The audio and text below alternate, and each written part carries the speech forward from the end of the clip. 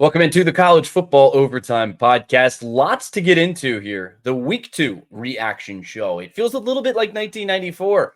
We're looking at an undefeated Texas team, an undefeated Nebraska team, Notre Dame blowing expectations. It feels like 94 all over again. Kind of a crazy year, but we got lots to talk about. Abe Gordon, Garrett Chapman here. Make sure you like, make sure you subscribe, make sure you follow along all season long. Crazy Week 2. Upset alert central.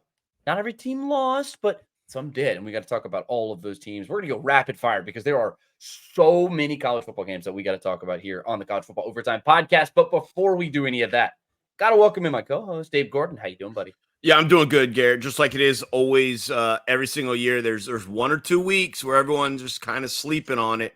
And that's the one that comes up and gets you. And that was this week. It was a really fun day of football, literally from noon until midnight. It was and beyond. It was a great day for football. It's always, and you nailed it. It's always these weeks where everyone's like, Don't it's sleep not a lot on of big matchups, not a lot of fun stuff happening. Hogwash. I was going to say something else, but I can't say that here on this podcast. Baloney. Go with that baloney. one. That one. But let's start here because this is the marquee matchup of the day. College game day was out there, Texas and Michigan. And I feel like Michigan, I said earlier on our podcast last week, I said, it's going to be one of those types of games. It's going to expose programs. It's one of those types of games. And it exposed Texas, showed off that they're for real. They're pretty damn good. Michigan exposed that this is a team that they have some strengths, but the weaknesses are glaring. I'm talking that run of dominance is over. It's done. It's in the past, and it's something you can celebrate. It's got a little asterisk on it, but that's not the point. You'll be able to celebrate it and look at that banner for years to come, but you're not getting back to that, not at least not this season. This team has problems, and it comes from the offensive side of the ball. Davis Warren is not good enough. That's just what it comes down to. And then you go back to the Texas side. Quinn Ewers is good enough. He is the dude. He has been here. I mean, this is the same guy that we saw last year, but he has seemingly taken another step forward. He might be one of the best quarterbacks in all of college football. 246 yards for him, 3 touchdowns. And then on top of that, this Texas defense, I said that Michigan's going to want to come in and play with physicality because that's their identity. And I said that they're going to be very good at that this season. But it wasn't going to work in this game against Michigan because Texas is also very physical. And you saw that physicality on the defense. They created 3 takeaways in this game. They led this game at one point 31-6 late in the third quarter. It was over. And it was an absolute blowout, an annihilation. Abe Gordon, what you got? Yeah, I mean, you're pretty much all over it. The only thing I would add into the Davis Warren ain't that guy conversation is that the one guy we thought is Donovan Edwards, and he's not getting it done either right now. 8 carries, 41 yards for a team that desperately needs the run game. That's just not enough. And on the flip side, I think you saw Texas make their statement for we're one of the best teams, if not the best team in the country. The 3 transfer receivers get it done. Quinn Ewers gets it done. The defense gets it done. There was a mercy touchdown from Michigan late. Just a completely dominant performance. I would say up there and probably beyond what Georgia did to Clemson, based on the idea that, this was a true road game for starters. And then I think we all assumed Michigan, even though we didn't know how good or bad they are, probably better than Clemson a little bit. Maybe that's not quite the case, but very impressive from Texas. They're making their statements, and we thought they would. This one played out kind of how we thought it would. Too much offense for Texas. Michigan never had a shot. Yeah, and this is just one of those types of situations where Michigan's they don't have it. And they're still going to be a good football team. They're going to be that kind of team that's going to go win 8, 9, 10 games and go play in a big bowl game and still put together a pretty decent season. But they got exposed in a big way. They really did. And Texas, on the other hand, that team might be one of the best teams in the country. I think they are one of the best teams in the country. They are showing everybody that they have a lot of different ways to win football games, and they did it up in Ann Arbor in a game that they absolutely took over and dominated from start to finish. But big week for the SEC, and it rolls on to another Orange UT team goes on the road, not technically into a true road environment per se, but they go into North Carolina and they obliterate their opponent. NC State 51-10. And the craziest thing, if you had told me that this is the score line and nothing more, I would have been like, "Oh wow, Nico, this guy went off for an insane day. He probably dropped 400 yards and 5 touchdowns and he just oh my god." I mean, he was good. 2 touchdowns, 2 interceptions, 211 yards. It wasn't crazy. But it was the defense for Tennessee that really got this done. 13 tackles for loss. I mean, the Pack had only 10 first downs, 143 total yards, and 3 turnovers. That's a recipe for disaster. And that's the craziest thing about Tennessee is this is the team. They can get after the passer. We knew that that defensive line was going to be strong. That pass rush was going to be especially strong. But it's the secondary that really shined in this game too. And it helps when you have a really good pass rush, obviously. But Grayson McCall, he was harassed all game, held to 104 yards and had a pick 6. The only touchdown he threw was to the other team. I mean, this is a game where a team where Tennessee, they're for real, folks. They're really good. The offense, we know what it can do. But that defense, if it's arrived, we're talking about a brand new, big time competitor at the top of the SEC. Yeah, look, Grayson McCall not only was forced into that pick 6 you mentioned, but also turned the ball over twice on fumbles. And so 3 turnovers to him. That wasn't going to get it done. And the funny thing is, you kind of mentioned it with Nico. Like, you look at his numbers. This is kind of the game, if you're NC State, you needed him to have, right? He also threw 2 interceptions, but they couldn't make him pay. And that was the big difference. But you look at Dylan Sampson. I think they made their announcement of, hey, he is our lead back. Who's here? We're going to lean on this guy. 20 carries. No one else for the team had more than 10, 132 yards, 2 touchdowns for Dylan Sampson. This is a team that's going to try and be as balanced as they can as they continue to develop Nico. And when they maybe feel a little bit more comfortable, things can open up for him as they need it to be. They can kind of ride him if they need it. But very well-balanced offense right now. And then you mentioned the defense. You mentioned a secondary, but that pass rush getting on top of Grayson McCall, kind of closing things down. Very strong, well-rounded effort in what was a top 25 matchup. Yeah, well, let me just say that Tennessee is a team that is absolutely for real. And I'm trying to take a look here. I want to see what the final total yardage was in this game. So give me just one quick second. Yeah, you're looking at 460 total yards. You have a team in Tennessee that now has over 1,000 yards, 1,100 yards of total offense in 2 games. 2 games, including one of those against a top 25 opponent, a team that a lot of people saw as a potential team that could go on and win the ACC or at We least didn't learn make our a good lesson run from at it. Virginia Tech on that. Oh, goodness. But the ACC, they have had a kind of a brutal run against the SEC to start off the season for everybody not named Miami. And look, Tennessee, they are for real. They have absolutely arrived. And if the defense is even close to that level of the offense, I think we're legitimately looking at a team that can go in and compete for championships as soon as this year. So, very interesting game, very interesting team. Tennessee is going to be a team to watch down the stretch. Another team that we thought was going to be competing for championships after a big week 1 performance is Notre Dame. They're stunned by Northern Illinois, 16-14. And it's only cost them $1.4 million. I mean, this is about as bad of a situation for Notre Dame as I've seen. This is bad. That's a bad loss. And it's one of the many times that it's happened. You schedule a MAC opponent and they come to your house and they kick your butt. And it's Riley Leonard. He struggled in this game. He had 2 interceptions in here, but Antario Brown, I want to give him his flowers real quick. 225 total yards for the running back and a touchdown in this game. They get the blocked field goal to win the game. Very emotional head coach afterwards and talking about how it's not luck, how they earned every bit, and you sure as hell did. And for Notre Dame, I mean, this could be that kind of loss that disqualifies you from the college football playoff.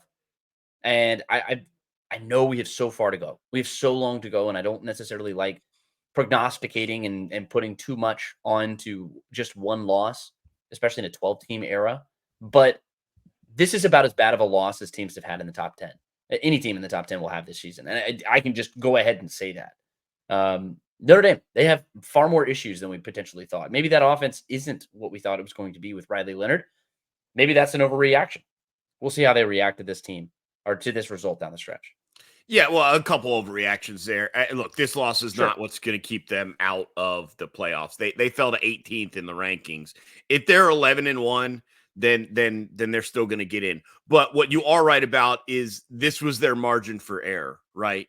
Like they're definitely getting in at 11-1. You start to have a discussion if it's 10-2, and they may be outside looking in for certain if it's 9-3. This was their margin for error, and it was a bad one. And it's just your classic ramp it up right in week one, take care of business against a really good team on the road.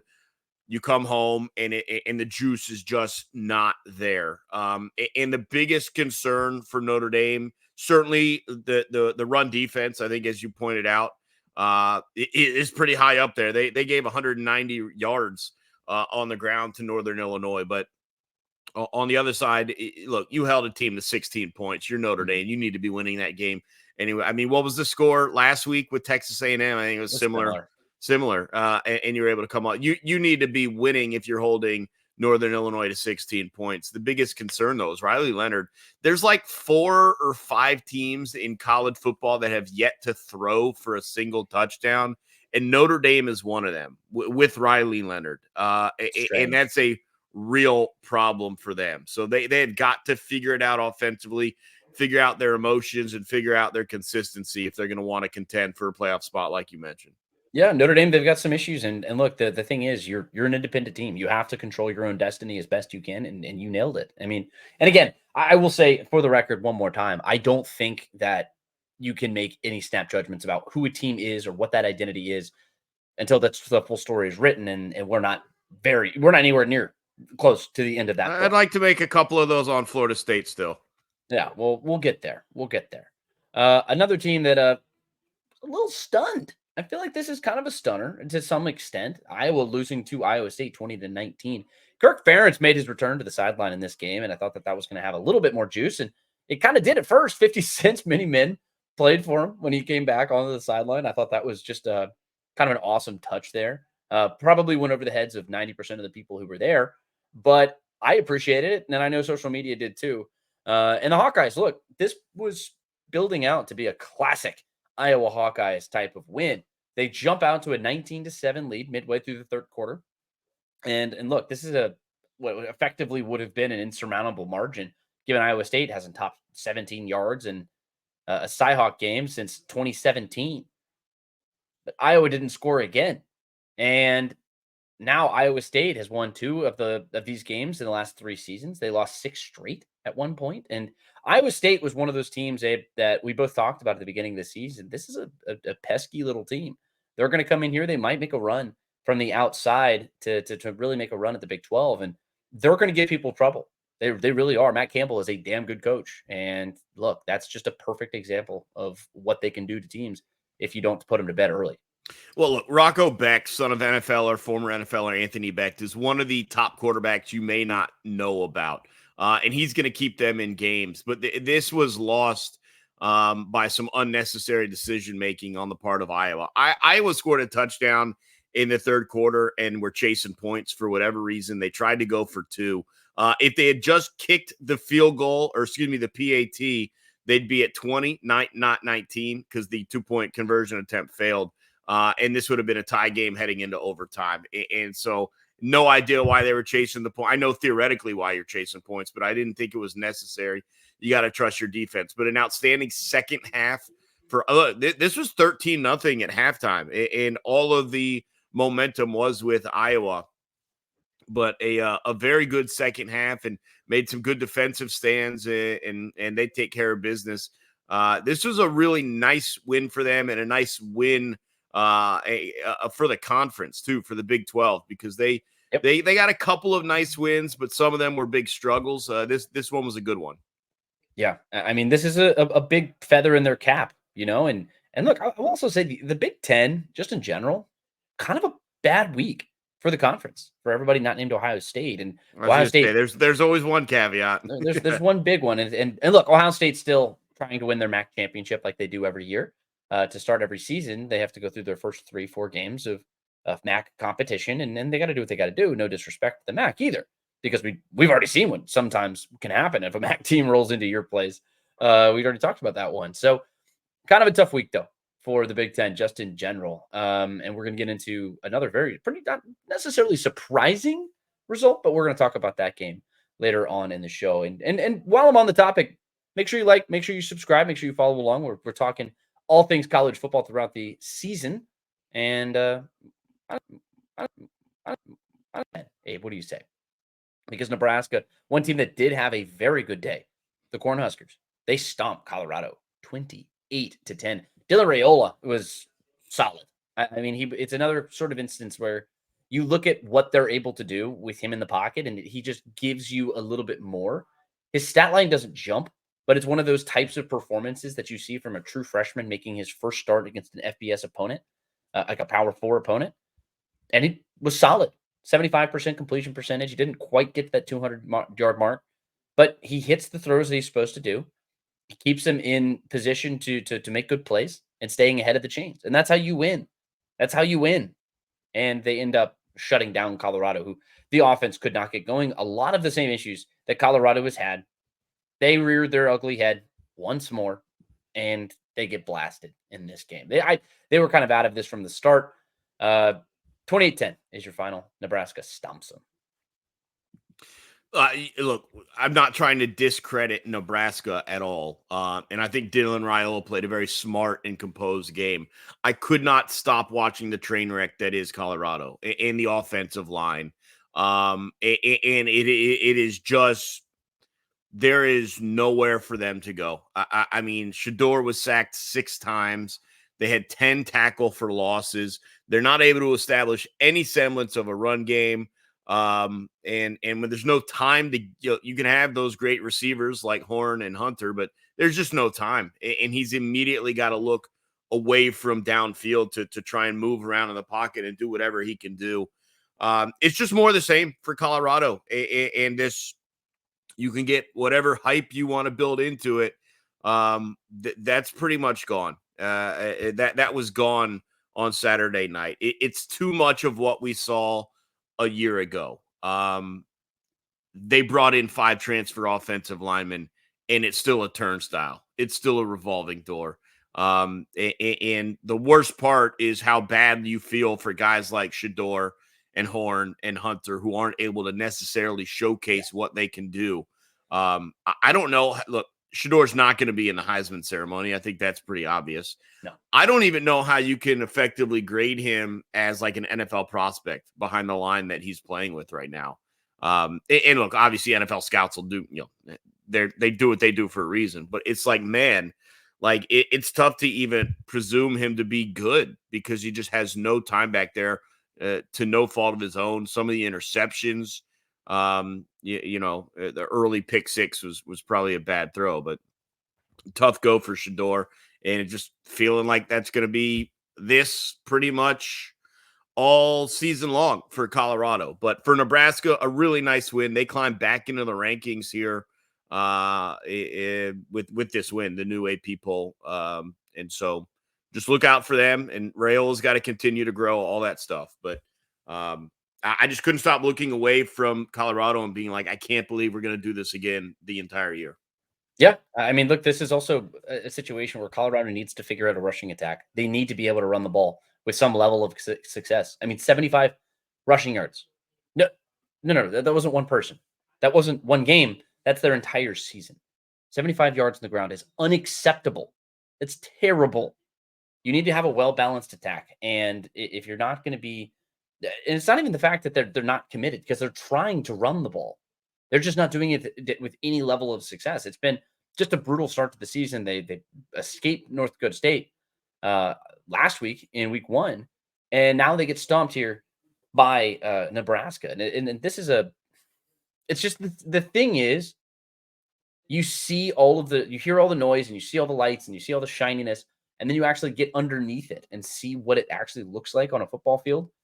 And that's where people get exposed. That's where reality sets in. It's hard to pretend. You're not going to be able to pretend. And when you step out on a football field, you better be ready to go.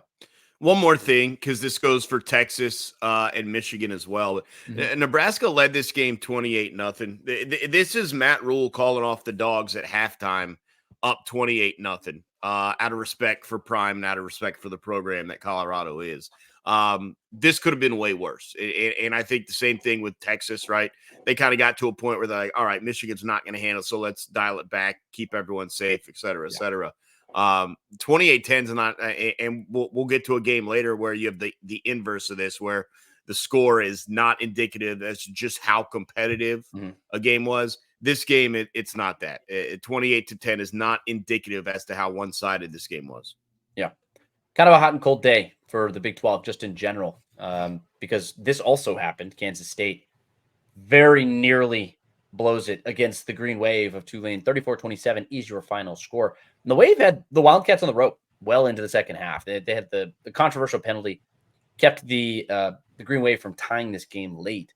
But ultimately, I mean, Kansas State's a team that a lot of people saw as a contender to win the Big 12. I mean, they're one of those teams. And eventually, these guys are going to start getting weeded out. Of course, this isn't a conference matchup, so it wouldn't have affected them there. But it was kind of a disappointing effort from a team who I expected to be a very strong program in the Big 12. But look, at the end of the day, it's a win. It's a win. And it's better to go back to the drawing board after a win than a loss. Well, look, Tulane is also in that discussion of they might be one of the teams in the chatter for a group of 5 representative into the playoffs. So it's not a disaster of a performance, but I agree with you. You're Kansas State. You want to be in the discussion for top of the Big 12. You need to go in and handle your business. And quite frankly, if Mensa, the Tulane quarterback, doesn't have just an atrocious turnover that leads directly to a Kansas State score, I don't know if they muster the offense on their own to get back into this one. But tough break from the officiating crew. But still hopefully an opportunity for momentum for Tulane as they look to find a way into that group of 5 slot, because it's going to be them and Memphis and Boise State and maybe Liberty, some of these teams. But if you're going to compare losses, this isn't the worst one we'll see from that group this year. So I think they still remain in that discussion, but they got to take care of business the rest of the way. I want to keep it in the Big 12 here for a moment. There's another team who escaped something that could have been kind of a very interesting result, if nothing else. Arkansas and Bobby Petrino. What an interesting sort of marriage that has been. And I say that because you have, look, this is a really good football team. It's a team who not a lot of people expected to be a really good football team against a team that in Ollie Gordon and company, they have probably one of the best running backs in the country, if not the best running back in the country in Ollie Gordon. And I expected Oklahoma State to kind of run away with this game. And that's not exactly how it happened, because Bobby Petrino happened. And you get a quarterback. I understand it's in double overtime and that changes stats and everything else. But Taylor Green going off for 416 yards of offense in the passing attack. And then Jackson going off for 149 yards. They had 232 yards rushing. 232 yards rushing. And if you had told me after the game and I hadn't seen anything and you're just trying to say, hey, here we go. Here's Oklahoma State's only going to run for 59 yards. Only 59 yards. Arkansas, they're going to run for 232. They're also going to throw for 416. Abe, I would have said, wow, where did that come from? Arkansas running away with a win like that? That's crazy. But great teams find ways to win. Alan Bowman does just enough. And quite frankly, Arkansas is the one that opened the door. They had a pick 6. They allowed a pick 6 to Oklahoma State. I want to say it was in the second quarter. Without that, I don't know if they're able to get back into it, because like you said, with the numbers that Taylor Green was putting out, they were driving and finding receivers downfield all game long. And so good battle for Arkansas. I don't think that many of us expected them to win this. They put up a great fight on the road there. I will say this. I don't know what's going on with Ollie Gordon, but he has not been anywhere near enough. I know he ended up getting a touchdown and a 2-point conversion in the second overtime. That did make the difference. But without that play, the numbers are incredibly pedestrian for the second week in a row. Oklahoma State, who wants to challenge for the Big 12, as you mentioned, there's about 7 or 8 teams that want to challenge for the Big 12. They're not going to be able to do it if they can't get him going. No, that's 100% what it is in that situation. In Oklahoma State, they've got some questions that they need to answer here very quickly. And you're just now getting into the Big 12 slate, and it's not going to get any easier. And look, if you're struggling with an Arkansas team that people have the head coach on the Pittman on the chopping block to start the season, and it's been, I'd say not an awful start for the Razorbacks. The offense looks pretty damn good. And again, you saw what you did last week against Arkansas Pine Bluff. It's Arkansas Pine Bluff. It's debatably one of the worst teams in college football. And then you come back and do this against Oklahoma State. Maybe Bobby Petrino had a good point, but look, Cowboys reel off 21 straight points to open the second half, and after trailing 21-7, and that's really, at the end of the day, that's the story of this game. But a disappointing game up there in Syracuse for the Georgia Tech Yellow Jackets. They fall. They drop their first game of the season, 31-28. But how about Kyle freaking McCord? 354 yards in week 1, 4 touchdowns in that game. Follows it up with an equally impressive 381 yards and 4 touchdowns against Georgia Tech. Georgia Tech was 2-0 for the first time since 2016. They were in the top 25 for the first time since 2015. Only last 1 week, they dropped to Syracuse 31-28. Kyle McCord, he's been a revelation. Really, really good. Fran Brown talked about sending champagne back to Ryan Day and in Columbus, and you better double that up. You might need the strawberries and everything with it, because Kyle McCord has been that good for the Orange through 2 weeks. Well, look, this is an issue we probably didn't see earlier in the season because Florida State could not exploit it. And you can speak more directly to this. Georgia Tech secondary was atrocious. The pass rush, the same. Kyle McCord's a good quarterback. He's not that good of a quarterback. This is about Georgia Tech's defensive failures. And Haynes King did as much as he could, 3 total touchdowns, I think, to keep Georgia Tech in this one offensively. But it just wasn't enough. There were guys wide open all day long for Kyle McCord to hit, pitch, and catch. Florida State didn't take advantage of it. Syracuse did. And it's going to be really interesting to see how teams attack Georgia Tech the rest of the way. Yeah. I mean, I thought there was some interesting back and forth. I don't think it was necessarily smack talk, or at least it wasn't intended as smack talk. But you have Coach Key talk about how this game wasn't going to come down to X's and O's. It was coming down to physicality and being tough for 4 hours and everything, right? Fran Brown took that personally. And I mean, he had some very big, bold comments after the game. And I mean, look, power to him. You're 2-0. I mean, this is a team that is I mean, they picked up 515 yards of total offense in this game. And maybe that says more about Georgia Tech. And this is kind of the situation that we've talked about with the Yellow Jackets this season. In order for them to officially, quote unquote, arrive as a team that can contend for an ACC championship, a team that can, be a consistently solid opponent for anybody on that schedule, it's consistency. They don't have that consistency. They are one team 1 week and another team the next. And it's just sort of a frustrating thing to watch this team. And of course, I cover the team. It's just the fact that you don't really know who or what you're going to get on a weekly basis. And Haynes King was okay in this game. He showed off the versatility that he had, and they had a chance to come back late in this game. They scored 14 points in the fourth quarter. They were right there on the doorstep, and it just wasn't enough to get it done. Very disappointing there for the Yellow Jackets. But is it time to kind of be nervous in Eugene? Because Oregon, this is the second time in as many weeks that they escape a team that they should be comfortably beating. I mean, Boise State, all due respect to the Broncos, they're a pretty good football team. Ashton Jeanty, he might be the best player in America. He certainly has the yards to say so. He had 267 yards in the opener against Georgia Southern in week 1. Jeanty came in with an eyelash of pushing Boise State past number 7 Oregon with another 200 yards of offense and 3 more touchdowns. His 459 yards, by the way, are the most by any FBS player through 2 games since 2008. It's pretty unbelievable what Ashton Jeanty has been able to do for the Broncos, but it wasn't enough to get a win. But the Ducks, needing a punt return and a kick return for a touchdown to stay undefeated before getting into the Big Ten slate is not ideal. Yeah, their offense just isn't good enough. In Boise State, great job, as you mentioned, Ashton Jeanty, but Oregon should have known what the task was defensively and make Boise State beat you in a different manner. and they didn't. They're just like, fine, Gentie's good. He's going to kill us, and we'll just have to outscore him. And I guess by way of luck and special teams, that's what they did. But yeah, I look, I don't want to put too much on it. I think Oregon's still a very good team, but through 2 weeks, we've seen, I would say, 3 teams that look capable of winning the national championship, just based on a 2-week sample size, right? Because I'm going to talk about Alabama in a minute. And it's Georgia, it's Texas, and it's Ohio State. Those are the only 3 teams that have been either impressive in one way or at least not raising questions in the other aspect. And Oregon's in that group where questions have to be raised. The offense has not been good enough. The times they've had winning games has not been easy enough.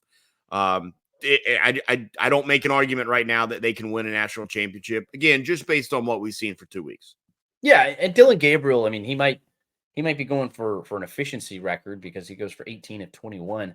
I mean, the guy, he's not really stretching the ball down the field necessarily, but he is flirting with he has an 85% completion percentage right now, which is, I don't know what the numbers are on that, but that's got to be somewhere way up those record books as one of the very best completion percentages I've ever seen. 85% through 2 weeks is unbelievable. Yeah, I know But RG3, you need to be able to push the ball down the field. RG3 years ago had through week 9 or 10 had more touchdowns than incompletion. So I know he's up in that discussion. I know there's a couple more recently that have had it with less attempts, but yeah, I mean, the numbers for Gabriel mixed with the offensive output don't make sense.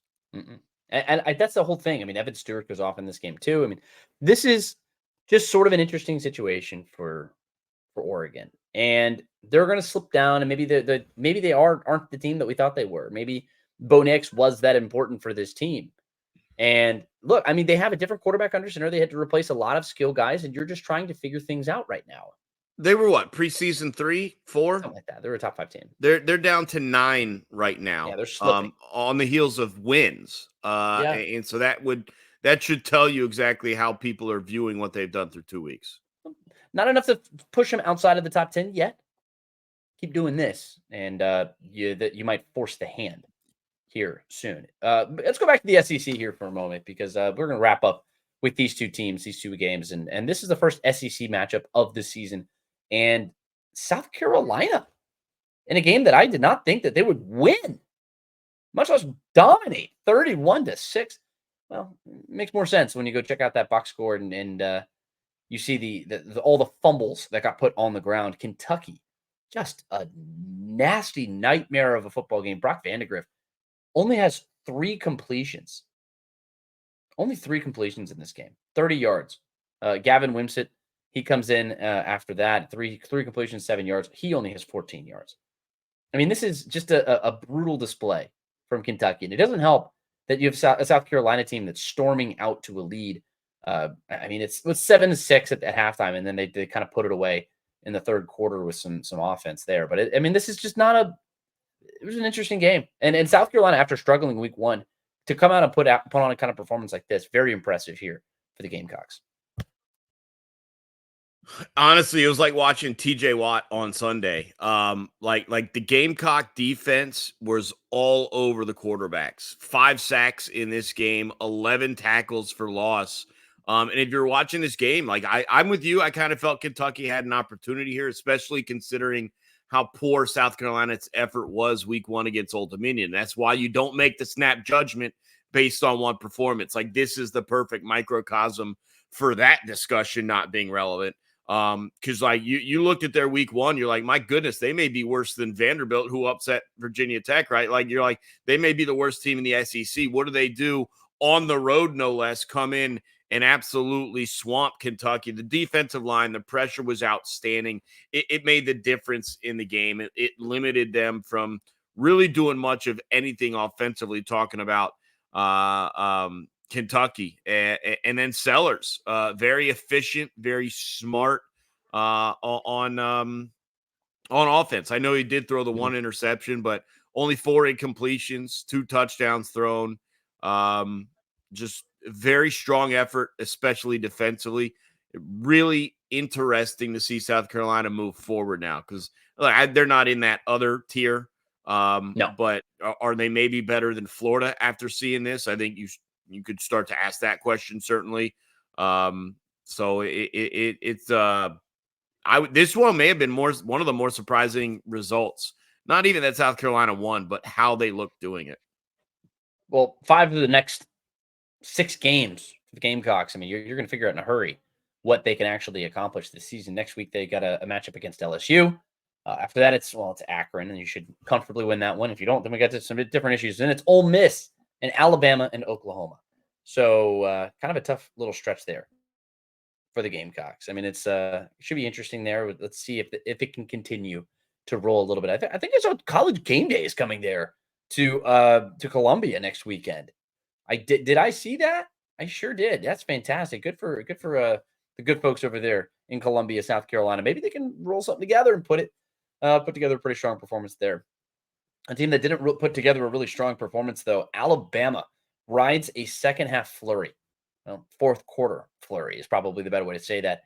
42-16 is your final score, but Abe, I have a feeling you have some strong words to say about this one. So I'm gonna give you the floor. Yeah, I mean, you say second half, or you wrote second half flurry here. Then you said fourth quarter flurry. If we want to be even more specific, the second half of the fourth quarter. This is a game that, quite frankly, if South Florida had better quarterback play, that they win. Byron Brown was a disaster. 15 of 35 for 103 yards. Now, he did run for 108, and a lot of damage came there, but very impressive. And again, I'm saying this knowing it fell apart late, right? Yeah. So just keep that in mind. Very impressed defensively with South Florida's ability to limit Jalen Milroe and the Alabama offense. This was a game that was 14-13 Alabama, end of the third quarter. It's a game that was 21-16 right after USF had kicked a field goal to get to within 5. And then obviously you get a big play from Ryan Williams, 17 years old. What he's doing is kind of crazy. But you do get a big play from him, from Jalen Milroe. Then you get 2 big runs, one from Jam Miller, one from Justice Haynes, and you get to a 42-point score line that is nowhere near indicative of just how close this one was. They had their backs up against the wall, did Alabama. And they responded, and you have to give them credit to them. But for those who did not watch this game, it was not a 42-16 game. It was like a 19-16 game, or more specifically, 21-16 game.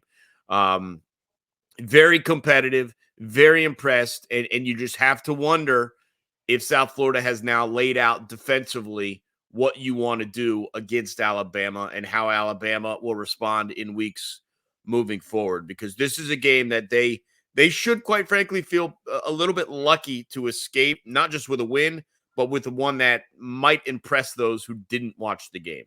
Yeah, I mean, this is a South Florida team they were okay last season, but they still did this type of thing to Alabama. They've got something figured out.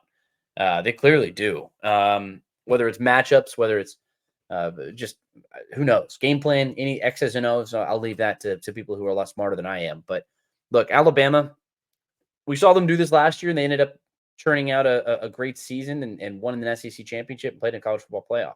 I mean, this is a team that took a little time to find its identity and work its way up. But I'm not worried about Alabama just in general. Not yet. I think this team is going to be just fine. They're going to be fine. But look, and like I said earlier in the show, it's better to go back to the drawing board and figure out what went wrong and correct mistakes after a win than it is certainly a loss. And a loss to South Alabama would have been about as tough of a quagmire to get out of as any that I have seen. And Abe, we did this last week, and I want to do it again. This is the last thing for us here. And then I want to make it just the overreactions of the week. And I'll start here. I'll let you think of one because I'm kind of blindsiding you with this. But the SEC, we knew was going to have some really good teams. I mean, we knew that coming into the season, right? Did you think that we would see 8 teams in the top 16? That's half of the top 16 are all SEC teams. And they're all SEC teams for the most part who have been pretty damn compelling. I mean, you have LSU and Oklahoma right there at the bottom. Oklahoma had a bit of a struggle this week against Houston in a game that we weren't going to have time for on this podcast. But look, outside of those two teams, 6 teams on top of that, I don't know what separates them.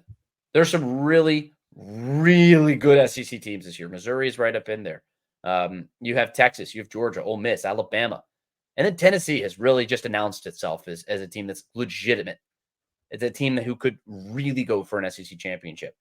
I am fascinated by that conference. Every other conference, I mean, like you have the Big 12, which the Big 12 is, you have a lot of good football teams out there. I don't think you have any one great team necessarily. I think the SEC might legitimately have 6 great teams. Real quick before I get to overreactions, I just do want to give 2 quick mentions. Illinois takes care of Kansas at home, 23-17. Really impressed by how they were able to win that one. Thought Kansas is in that discussion, which is going to be part of my overreaction if you give me a moment. But just also I can't believe we have to say this again, but best wishes to Cam Rising, who left injured again. Now, this was a hand, and they don't believe it to be serious, but it's just one of those things where you're like, how much bad luck can this guy possibly have? He gets pushed out of bounds, and he essentially hits his hand on like one of those big Gatorade coolers and comes out at halftime in street clothes. And, look, hopefully it's as they say and not too serious, and you get him back in there. But it just, you got to feel for him for dealing with so many injuries year after year after year. And it's just another freak thing here happens. My week 2 overreaction, and I was kind of in on this before the week, but I think maybe it solidified it. Now I'm trying to figure out how many losses the Big 12 champion is going to have. You've got the teams up top that are not dominant. Kansas State almost lost to Tulane. Oklahoma State almost lost to Arkansas. Utah's now without Cam Rising. Kansas loses, and it's just like I mean, I can't imagine the Big 12 champ ends at 11-1. So I'm like, all right, can one of these teams go 10-2? Is it really possible that we have a regular season playoff, or excuse me, not playoff, but Big 12 championship berth of 2 9-3 teams that you're looking at tiebreakers? Like, that's really possible. And now the one holdout and they were not overly impressive against Northern Arizona, would be Arizona. But they needed a big second half. They were trailing in this one too. So my biggest overreaction is that 10-2 is probably winning the Big 12. Yeah. And I think it like I said, there's a lot of stuff that can happen in this season. We have no idea what the next chapter is going to look like. So that's why you need to follow along. That's why you need to like. That's why you need to subscribe. It's why you need to listen or watch the College Football Overtime podcast as much as humanly possible. Not because it pads my book. That doesn't do that. We just want you to do that just so you stay ahead of everything with all things college football. We appreciate all of you for sticking around and listening to us. Abe Gordon, it was a fun week too. It was really fun. You got to remember, no team can sleep on any week during the college football season. So that means follow us along. Let's have some fun. And we will do it again later on this week. We're going to be previewing all of the week 3 matchups. Lots of big ones that we're going to get into. So we'll see you on Thursday. Thank you so much for listening. We will see you very soon. Good night.